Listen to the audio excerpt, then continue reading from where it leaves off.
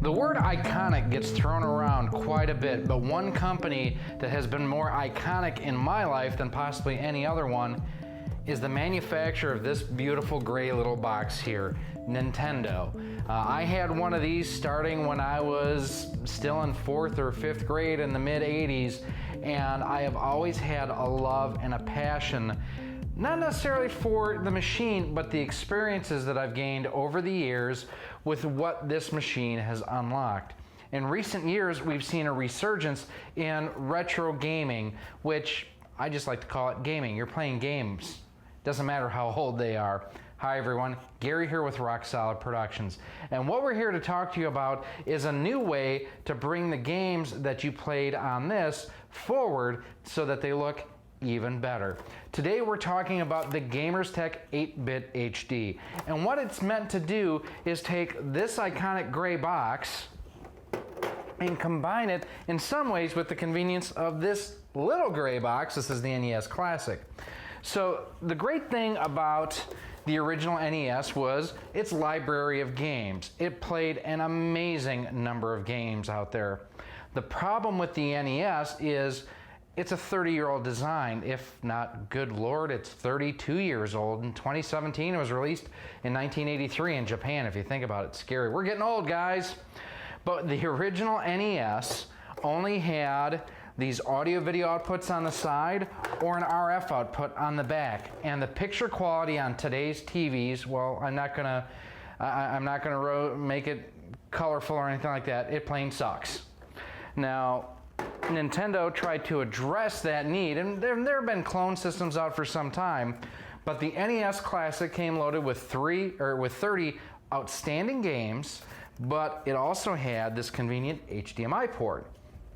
So you could get it on a screen such as the one behind me here, and it would look beautiful.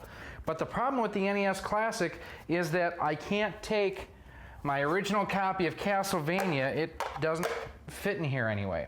That's where companies like Gamerz Tek have come and tried to fill a niche. Now, Gamerz Tek have had their 8-bit console out for quite some time, and that system really was a more close representation to the original NES.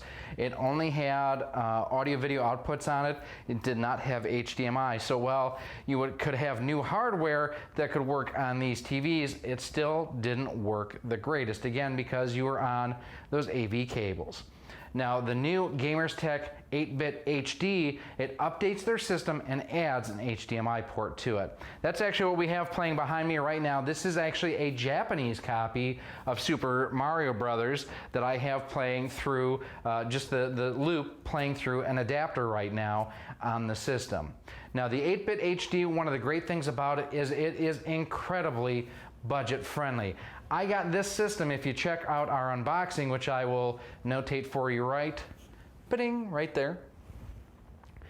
Under 24 bucks is what this cost me. And if you check out that unboxing, you get to see everything that comes with.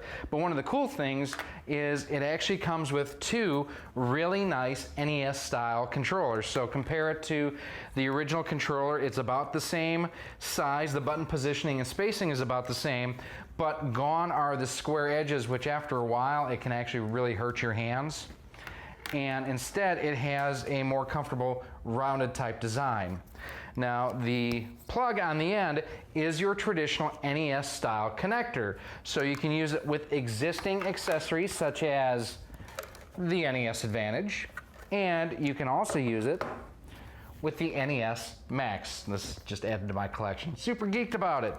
So what we're gonna do is we have a number of games we're gonna show you, and the cool thing about this episode, it's our first episode where we get to use our video capture card. Really excited. Thank you all who have subscribed to this point. That's really helped us out. So what are we gonna play? Obviously we have the Japanese version of Super Mario Brothers. Actually not gonna play this one. We are going to crank up the original version of Super Mario Brothers. So what are we going to go through? We're going to go through Super Mario Brothers Duck Hunt. Now, since this is an LED TV or a flat panel TV, the light gun games will not work on it, and I do not have a CRT to test to see if the light gun would work with this system. I honestly don't know that for you guys. Additional games is we also have Contra because it rocks. Mike Tyson's Punch-Out, the only definitive edition of this game. Yeah, it's always Mike Tyson's Punch-Out. Even when they got rid of Mike Tyson, it was still Mike Tyson's Punch-Out. And a game that tends to cause issues with clone systems such as the 8-Bit HD, and that is Castlevania 3, Dracula's Curse. And finally, like I mentioned, I do have Super Mario Brothers, my Japanese version from my Famicom running right now. We also have the Japanese version of Donkey Kong and the Japanese version of Kirby that we're going to throw in here. So let's see how it looks. All right, so here we have the original Super Mario Brothers, which, like I say, I'm not a great game player, but I do love this game. I must admit, I have actually never beaten the original Super Mario Brothers. So just from the start, every time I'm hitting the question block and getting a coin, the audio sounds off to me. It sounds higher pitched. And even when I get the power-up mushroom, it sounded high-pitched too. The main theme sounds okay. It's just all the sound effects sound off. I have to admit, the color looks really good. The color palette is well balanced on here. And it's very responsive too. I'm not noticing any lag or latency along those lines. Here you can see once I've gotten the invincibility star, that again sounded a bit off coming up through the box, although the music seems pretty spot on. Let's check out the underworld now. Here in the underworld, again, just a little bit off. It's not enough to take away from my enjoyment, but it's definitely something that I notice. The big thing though is the fact it looks really, really good. Now I do have my television set to 4:3 for the aspect ratio. You can see here it looks a little bit closer to 16:9. That's based, I think, more on the capture device. So there's the original Super Mario Brothers. Let's move on to Contra. Contra is one of the greatest games ever made for any platform, and I absolutely love playing it anytime I have a chance. And yes, I am going to go ahead and use the Konami code, up, up, down, down, left, right, BA start. Here's an interesting bit of information with the Konami code. It was actually used by Palm in the Palm Pre to unlock developer mode so that you could install custom software.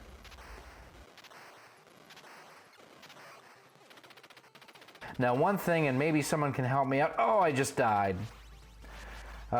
This game is tough to talk through and play at the same time. But if someone can help me out, in my playthrough on this, one of the things I've noticed I don't quite remember on Contra is it doesn't seem like you can jump when you're in the water.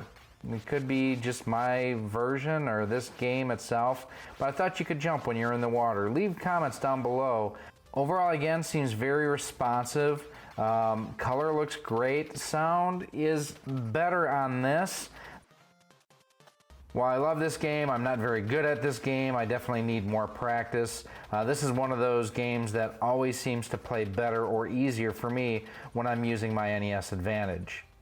Specifically on the NES Advantage, I get to use the turbo or rapid fire buttons, which makes this so much easier. With any gun, basically, you can make it into the machine gun, even the puny pea shooter that you get when you first start the game. Now, I didn't want to get the laser because I hate the laser. I love the spread shot, and because I was trying to not get the laser, I died. So what happened? I've got the laser anyways. One of the reasons I don't like the laser is if you basically have to let the laser shoot itself all the way across the screen. You can't rapid fire it like with other weapons. This is one of the reasons why I really wish I had the spread shotgun right now, and to get that guy up top. This level is so much easier when you have that. Let's see. Oh God, I suck.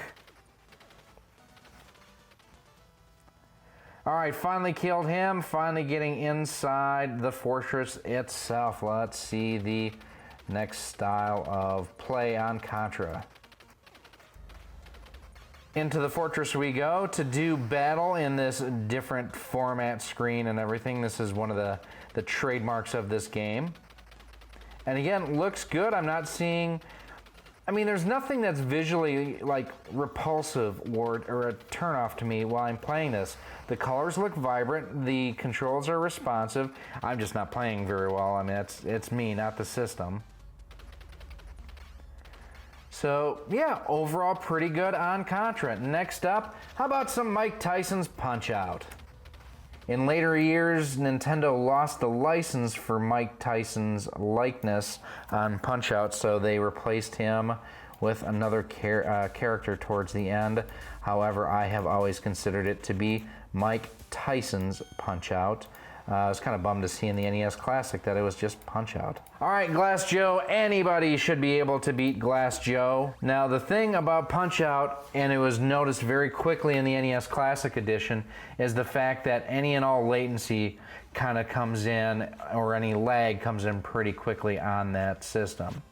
Now, in here, everything feels pretty responsive. I'm beating up Glass Joe like I normally beat up Glass Joe because, I mean, hey, it's Glass Joe. Now again, this is much like Super Mario Brothers, where the audio sounds high-pitched on the sound effects. The music sounds okay to me, but when I hit someone, it just sounds a little off. Glass Joe down for another time.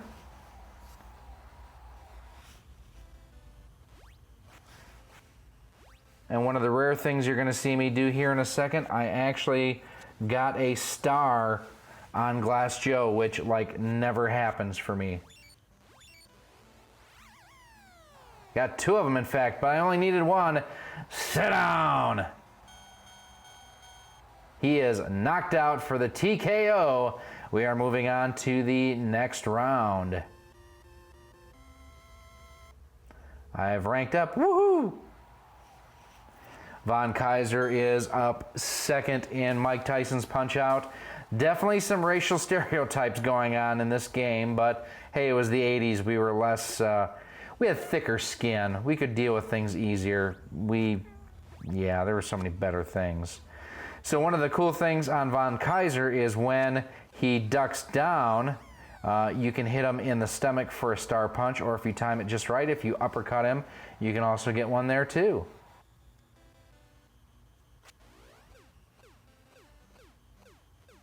And you tend to get in this duck and rhythm punch. There you go, there's the star right there. See a little flicker at the top of the screen? I don't know if that's my video capture card. I did not notice it while I was playing. The skin tone on Glass Joe looked a little bit off, looked a little bit pink. Mario looks a little bit off here too. Again, it's decent, but not perfect replication. And this is not emulation, unlike the Retron 5, where it's downloading and dumping the ROM and then emulating the system. This is actually playing live on the system. It's playing directly off the cartridge. Now we are on to the title bout with Piston Honda. And again, those colors looked off to me. Piston Honda looks off here too. He should be, there should be more brown where he's got a lot of yellow on him right now.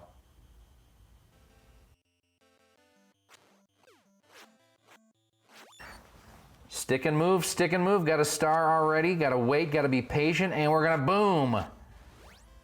Oh, and he got me. Cut me, Doc, cut me. Body blow, body blow, body blow. You know what this also needs? It needs a montage. And we're getting ready, let's see. Yes, got him. Oh, no, damn. See, a lot of times I've even noticed on this first version of Piston Honda on the NES Classic, when I try to counter punch when he's coming in for his special, I can't hit it right. It tends to be off just a little bit.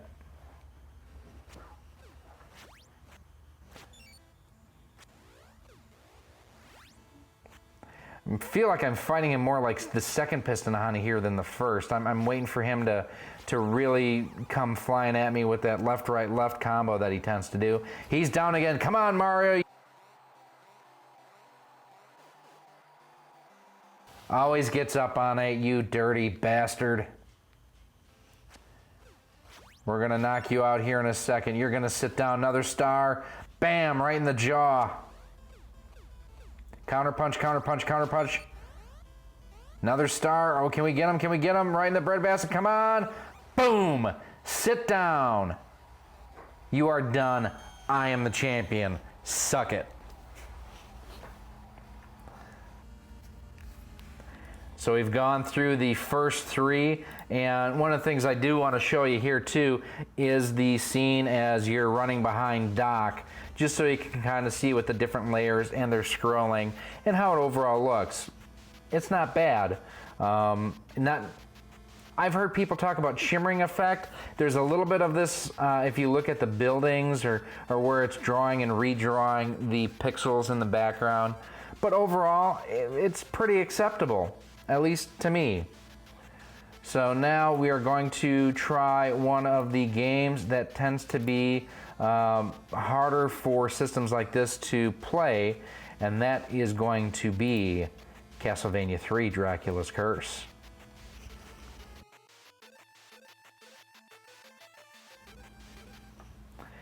So, little confession here, I have actually never played Castlevania 3. I've played the first two. Castlevania 2 was actually one of the first games I ever beat. But as you can see here, it's loaded up and it's playing as good as can be right now. I actually own a Sharp Famicom Twin where you can play the Famicom Disk System games, as I put in Simon for the name here. And the FX chip that thing has is just, it's wild to hear how much better these games sound on that system. Pretty game. It actually really is a sharp looking game. I've yet to play this on my regular NES, so I don't know if the audio is off. Just as far as just on its surface level, it doesn't sound bad. I'll leave it to you guys in the comments to comment on whether or not this sounds off to you or not. It's kind of a hard game already. It has a lot. This feels more similar to me to Castlevania 1 than Castlevania 2, quite honestly. I was not a big fan of going through the towns and everything. I'm noticing as I go down the stairs here, you kind of see the line flicker and whatnot. I saw that live while I was recording too, and I didn't know if it was the connection, if it was there. I've disappeared altogether. You know what it was, but the fact that I'm seeing it here tells me that there is a little bit of an issue with playing this game. There I again flickered and disappeared altogether, which makes playing pretty damn hard. Some compatibility issues, I'd say it plays, but not 100%. I would say that this one could use some work. As I die. Clearly, I could use some work on here too. But now let's delve into something really unique. Let's delve into some Famicom games. I'm not going to spend a ton of time playing Donkey Kong because, well, it's Donkey Kong. But the reason why I wanted to play this one in here is I had talked to the fine folks at Live Action Games in Urbana, Illinois. Actually, they might be in Champaign, but they had told me that there was some compatibility issues on some systems playing Donkey Kong.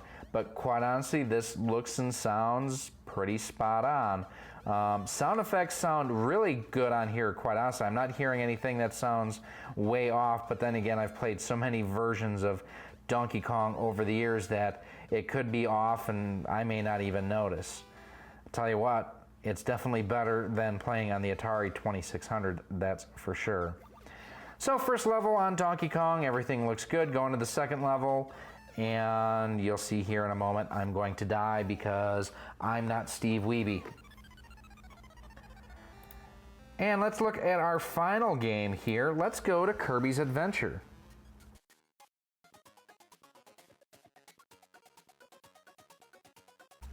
So as you can see from the title screen and everything that we have here, this is the Japanese Famicom version of this game. And we're going to go through, and I haven't played a whole lot. The other two saves that you saw up top, those were from the person that I bought the game from out of Japan. So we're gonna go back to level 1 because I've only completed level 1 on this game. Color looks good. I have played this on both my Famicom and my Sharp Famicom Twin to kind of see how it looks and everything. This one does not look like it has the issues that, again, Super Mario Brothers have. If you look on the left-hand part of the screen, you kind of see the blue area there. There is a little bit of overscan area there. No lag, no latency. Really a fun game. I played Kirby 64 a little bit, and some of the Kirby games on the Wii and the Wii U, and I really enjoyed them. I need to spend some more time with Kirby because, you know, it's a great game. So there you have a quick look at the 8-bit HD from Gamerz Tek. Now, I will say that this system wants clean games. If you have dirty contacts on your games, this system's not going to play it. I know I actually went out and bought a new copy of Super Mario Brothers Duck Hunt specifically for this because this system would not play the game that would work on my traditional NES, on my Retron 5 or the Retron 1. So that is something to be aware of. Audio, I didn't think was quite as good of a match to what the original was, even as close to what the NES Classic was. Just taking this on its own merits versus comparing it to other systems, it's okay as far as the audio goes. Video I thought was outstanding. I thought the colors were vibrant, they looked really good. There was no perceived lag or latency. It does what it's supposed to do very well, and that's play games. If you're not an absolute purist, there's no reason not to consider this system. It's well put together, the controllers are super comfortable, and it has great compatibility with games and accessories. Now, if you're a fan of something like the AVS, this isn't the machine for you anyways. You're spending, you know, $180 on a system to play your NES games, where, like I say, I paid under $24 for this system, and it came with 2 controllers. That's a great value. It's not all roses, like I say. For me, the audio got annoying, especially on Super Mario Brothers. That is where I noticed it the most, specifically when you're retrieving coins. It was just, for me, it was telltale that the audio was pitched high, almost like it was half an octave high on there. The main music, the main theme seemed good. It was the sound effects that seemed off. Contra seemed a little bit off. Some other games all seemed a little bit off. Not quite as pure of a replication as what I remember. Latency, you saw Punch Out. And guys, I'm not a great video game player. I just enjoy playing games. You know, Punch Out, there was no inherent latency, where on my NES Classic that I have here, you know, I could definitely feel latency as soon as I started getting past Piston Honda the first time. I could feel that I was trying to move faster than what this system was capable of doing. So that was something that this system does a little bit better than even the original hardware that you have. Overall, would I recommend buying the Gamerz Tek 8-bit HD? Well, it depends on the type of game player you are, like I mentioned. If you're just looking for something that you can throw a game in and not have to worry about your classic console being damaged, or if you want to be able to hook it up to a large screen TV and not worry about adapters or converters, it's a great little system for, like I say, the price. That is the main thing that I keep harping on here is price. Under 25 bucks, like I say, mine was an open box return item. You can get them brand new for under $30. There's no reason, if you are an NES enthusiast, not to at least give this system a try. Now, that being said, we're not done. We're going to continue trying this system out and comparing it to others on the market. We're going to do some heads-up testing between this and another one very similar to it, the Hyperkin Retron 1 HD. Same concept, different form factor, different manufacturer. We're going to see how they compare side by side, but that's in a future video. Speaking of future videos, make sure that you're kept alert with everything new that we have coming out on the channel by subscribing to us here on YouTube. Go ahead, hit that subscribe button. You will get an alert each and every time we do have new videos that come out. Go ahead too, if you'd like, you can always tweet your questions to us at RoXolid Studios. You can leave them down below too. We answer every question that we get on the channel. You can also email us at roxsolidmail@gmail.com. Don't forget to follow us on Facebook too. We try to keep you apprised of new things coming out, new things that we're going to be doing. Try to give you a heads up between Facebook and Twitter if we're doing live events, things along those lines too. So again, my name is Gary here with RoXolid Productions. Thank you for watching our review of the Gamerz Tek 8-Bit HD. It's not a bad little system for the money. There are other options out there though too. Thanks for watching. We'll see you soon.